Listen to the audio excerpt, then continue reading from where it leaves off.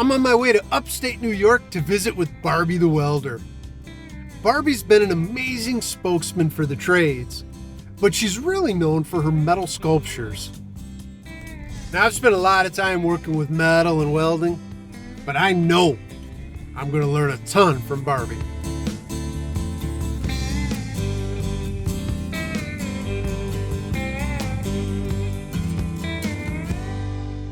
I've been really excited to work with you. So tell me, what are we going to make? Today we are going to weld our hands. Hands. And our hands, specifically. Our hands, specifically our hands. To scale? Yes. Excellent. And are we going to do like just flat hands or high fives or? We are going to articulate them, I think, holding a hammer or holding a pneumatic tool, something that we can have as functional art. Is going to be a lot of fun. Excellent. That's going to be fun. How do we start? What are we going to work with? We are going to measure out our fingers. We are going to take the 3/4 inch round stock and cut those to length of our fingers. And then we're going to take and notch in little V's where we have like the bends in our fingers so we can articulate them later. And then we're going to take the 1 inch round stock. And if you look at your hand, like we want it to hold something that's going to be functional art. I was thinking like hold a hammer. Love that. So like we can, everyone loves a hammer, right? Yeah. Everyone loves a hammer. So look at how your hand would look when you're holding it, and you can see the shapes. Then we'll use this thicker round stock to create those shapes, like the meatier part of your hand here. Okay, cool. Very cool. So what are these here for? I was just going to get to that. So these are scrap pieces off of another sculpture that I made. When I make art, I love to incorporate repurposed material in it and give it a new chance to be beautiful. These will make cool fingers, yes, for sure. And where do we start this whole process? We're going to start by cleaning the material. When you clean your material really well, it makes welding so much easier to do. Fantastic. All right, let's rock and roll.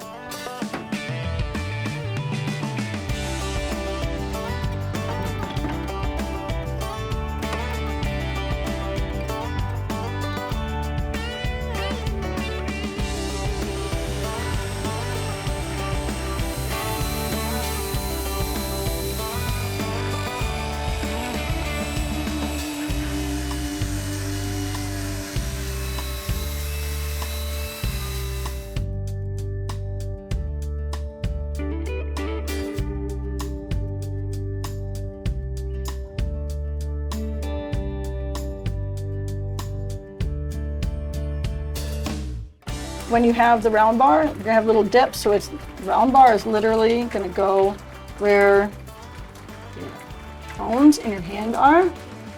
And then if you roll over on the side, see how this piece here makes a triangle? It just literally just makes a triangle shape. And if you look at the underneath, it also does the same thing. So you need, and that one's hot, I won't lay it, but like that. So you're probably gonna need 5 pieces. I liked Barbie's workspace. It was really efficient. You know, she has a lot of equipment in a very, very tight space, but it works for her great. And I am a big, big fan of utilizing the space you have, right? We can always make a bigger garage or a bigger shop or whatever, a bigger barn. You're just gonna fill it with more stuff. So utilize the space you have, you know, be efficient about it.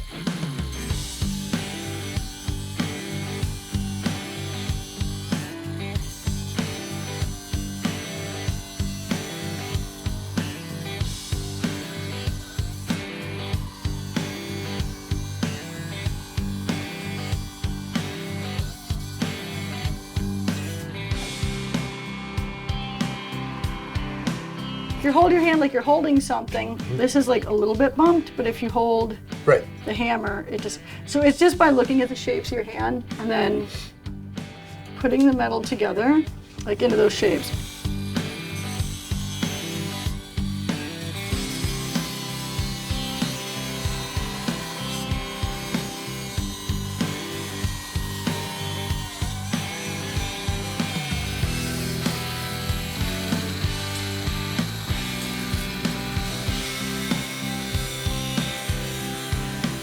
How did you find your way into welding?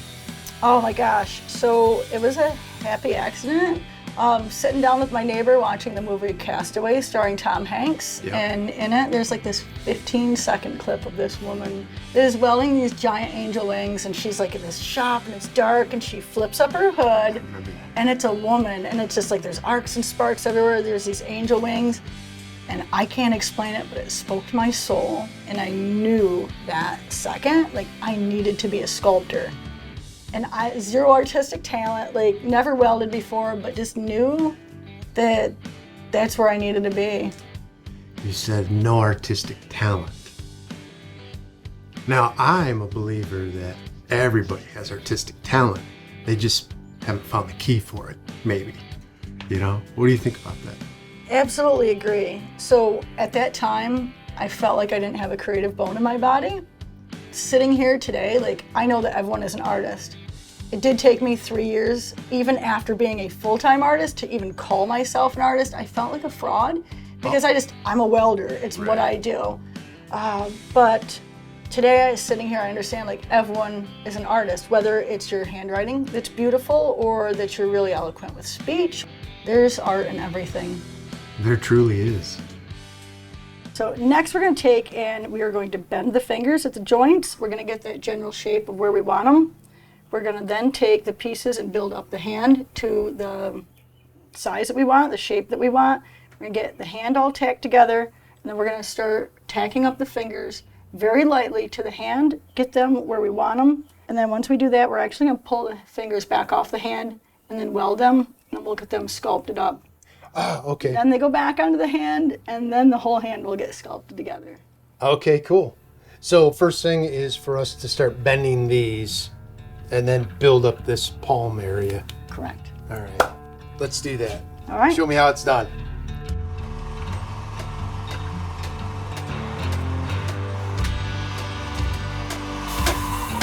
Get with your first!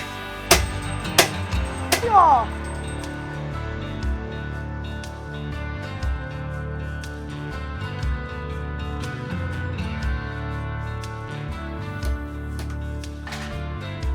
Okay, I got my thumb.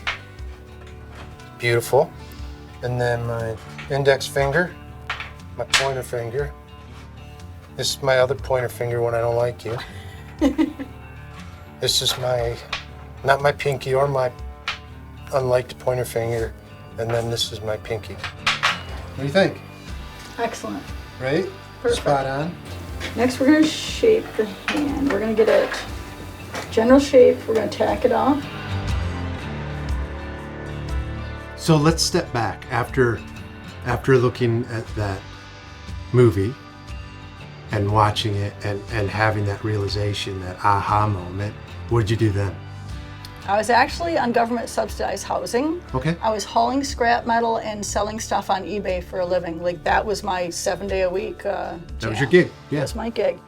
But went to my husband at the time I was married and was like, I want to learn how to weld. I felt like that was my first logical step towards being a sculptor, and had an experience that I had gone to BOCES for auto mechanics when I was in high school, and so I knew BOCES existed, and so I was like, okay, I'll go up to BOCES and see how much it cost. $1,200 was the answer, and at the time I was earning $10,000 a year to support our family of 5, and it took me 9 months to save up the money. I worked extra hard, and then in November of 2007, I started BOCES for welding. How'd that feel? Oh man, I'll cry thinking about it. It was glorious. I already knew I loved welding, had never welded before a day in my life. Was watching TV shows like Biker Build Off and Monster Garage and Junkyard Wars, and just like, I already knew it was who I was before I even stepped into the arena. But when I picked up a torch for the first time, like I was already in love with that.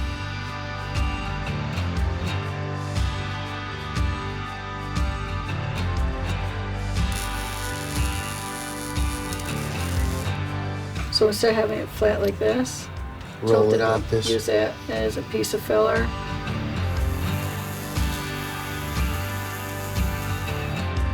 If you can see like the hand starting to take shape, this is going to be welded solid and ground smooth.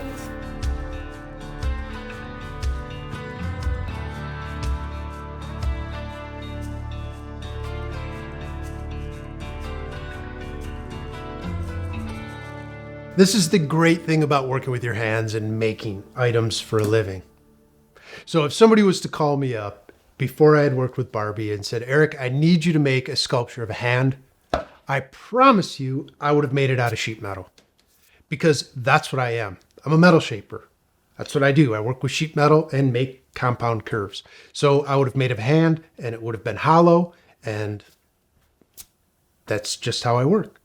Now, working with Barbie, she takes a whole different approach to it, right? She creates a mass of metal and then removes and details the metal to create a hand. So it's very, very much a sculptor's approach to things, where you're, adding material and removing material to find your shape. And I'm always blown away with it. It's just such a wonderful experience to see a different approach to the same problem or question or whatever. I mean, it just always blows me away, and it just is fantastic. There's always so much more to learn.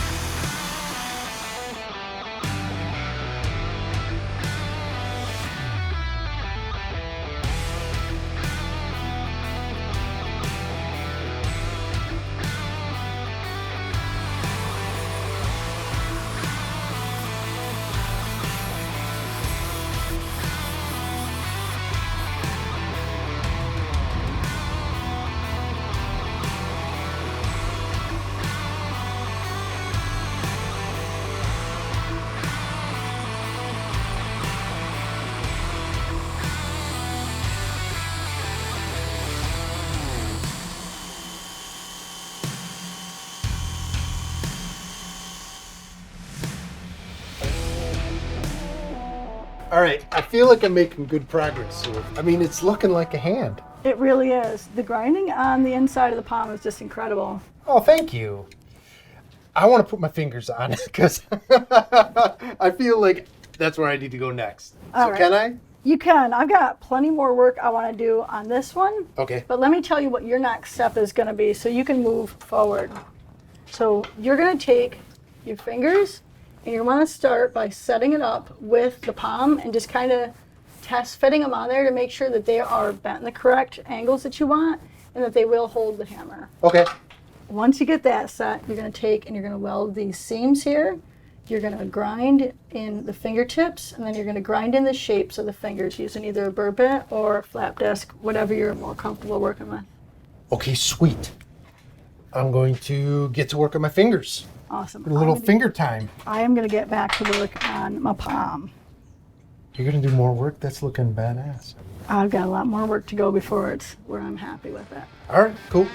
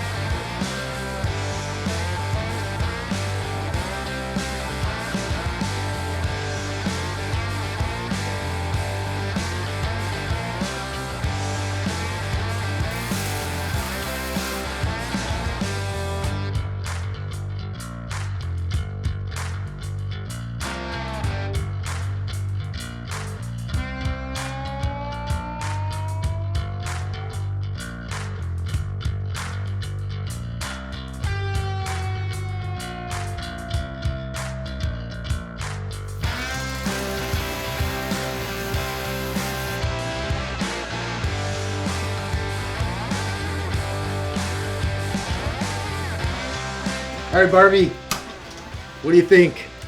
I think it's incredible. Thank you. I love that you put your cross in there, and you definitely nailed that triangle shape that we were talking about earlier. Oh, thank you. Man, this was really a blast. I loved it. It was so cool. Can I put the hammer in it? Check it out. Yeah, Look at this. definitely. There we go. Like a glove. Sort of. Yeah, I'm happy with it, man. Thank you so much. Can I see yours? Absolutely. Wow, holy smokes. Look at all that detail you got in there. I'm so much slower. Oh my gosh. Don't judge your day one against someone else's day 100. Right? This is so cool. Wow. Wow. Literally, like, that's beautiful. Let's see how the hammer fits in there. I love your idea about using Davy Jones' tentacle for the finger, but leaving it so that it's raw like that so you can still tell. My initial design was going to be to grind that off. Oh, yeah. Holy smokes, look at that. That's super cool. And that, like, fits on there perfectly, like you're actually grabbing it, you know? That looks awesome. Yeah, this was a bomb. This was so cool. I, like, loved it. Every minute of it. It was so fun. It was like you're a plastic surgeon, but with metal, you know, and you're, like, putting in skin. I never even thought of it like that, but that is a very brilliant way to look at it.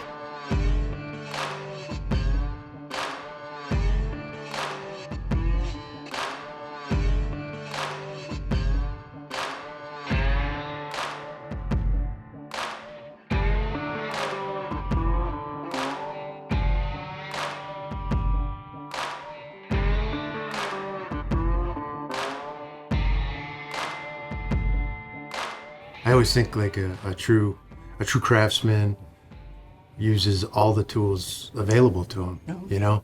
And This one first. absolutely, yeah. So when did Barbie the Welder, when did that start up? So early on, while I was busy failing my way to success, joined a local entrepreneur group, and I can't remember how I found them, but there's this local entrepreneur group, and I show up, welding boots and filthy shirt and smush on my face, and like these guys suits and ties, and like they're lawyers, and we've got a owner of a funeral home and an owner of an insurance agency, and like all these very these white collar businessmen and women, and I show up and You're like, I know, right? Oh my gosh, super. Actually, at the time, I was not enthusiastic. I was working my way towards depression because of just failing. And it was like, I knew I needed to be an artist. Like, I knew, but I had no idea about sales, marketing. I didn't know anything about running a business. I just knew that I needed to create art. And so joining the entrepreneur group, it put me in this arena with people who were talking about all this different stuff that I had no clue. And I spent many, many meetings. Like, I didn't understand most of what they were saying, but just kept showing up. And the one guy, Jim, who runs the meeting, started calling me Barbie the Welder. Now, when my business first started, it was called Wonderland Welding. And I was bringing my business cards, and that was my only game that I had. That was my only hustle, was like my business cards. And so I'd like, Wonderland Welding, and I'm like, I'd show them the business cards. I'm like, what could be improved? Like, that was how I improved myself, is just went in there very humbly and just like, what can I do to improve? What do you see that, And so like they started to, like, after a few meetings, they started calling me Barbie the Welder. And they're like, you need to ditch Wonderland Welding and own Barbie the Welder. Because they're like, when they hear Wonderland Welding, it sounds like I'm working for a company. And they're like, we would rather support an individual versus a company. And it took probably 3 or 4 months for me to really just kind of lean into it. Probably the best decision I made as a business owner, other than to be full-time as an artist, was to own that. Because like, I didn't understand the power in that. Mm-hmm. And they did. They saw it right off the bat. So that's awesome advice. Yeah. And Barbie really is my real name. I have so many people ask, like, what's your real name? I'm like, well, technically it's Barbara, but only my dad calls me that, and only when I'm in trouble. But it really is Barbara. They're like, what should we call you? I'm like, my name? Well, like, I think a lot of people think that it's just a tactic, like a business tactic, but no, it really is Barbie. Sure, yeah, it makes sense. So over the years, you've done a ton of sculptures for companies, and tell me about some of that work and how you found your way into that. Let's start with Carolina Boot Company. I have made welded live at SEMA for Miller. Just glorious experience. I have welded live at Sturgis Motorcycle Rally, welding a sculpture for Harley Davidson. I've got sculptures, I've got my art in 15 different countries. Wow. From one car garage in Erin, New York, man, like a bustling town of 1,900 people. But through social media, through, just through people who have just brilliantly supported me for such a long time, I have had just the most glorious path as an artist, as a craftsman. That's amazing. So do you see yourself as more of an artist or as a craftsman? I see myself as an artisan. Artisan. Right? This is like the accumulation, I think, of an artist and a craftsman mixed together, because hell yeah, I'm a welder. I'm very proud of the blue collar, right? So yes, absolutely, I'm an artist, but also that craftsmanship side it's everything. That pride and like, that's mine, man. Like, I did it. It's perfect for me. It's to the best and highest of my ability. Like, I can't improve that anymore. Like, the craftsmanship, that pride and that sense that my dad taught me growing up. Yeah. So I'd like to say an artisan, which is a mix of both. Yeah, I like that a lot.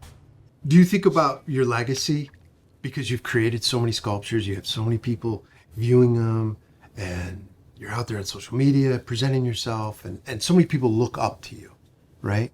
So do you think about your legacy and the impact that you've had on others? I definitely think about my legacy in everything that I do with my business and as a human being. I think legacy is about how you make people feel when you're around them. I want people to feel empowered when they think of me, like, Barbie said she was proud of me, or like, it takes 2 seconds to say something nice to somebody, and, or to believe in somebody. Like, no one believed in me in the beginning. It is my favorite thing in the world to do, is to believe in somebody. Someone will write to me on social media and they're like, oh, I'm doing this and this and this, and, I'm like, look, I believe in you. And it's just like the simplest thing. But like, I've had people come back like years later and just be like, hey, because you said this, like, I went on and did this. And it's just like, you gotta be kidding me, like that. That for me, like, that is like the most purest of all things that, is a legacy for someone, is like how you make other people feel when they're around you.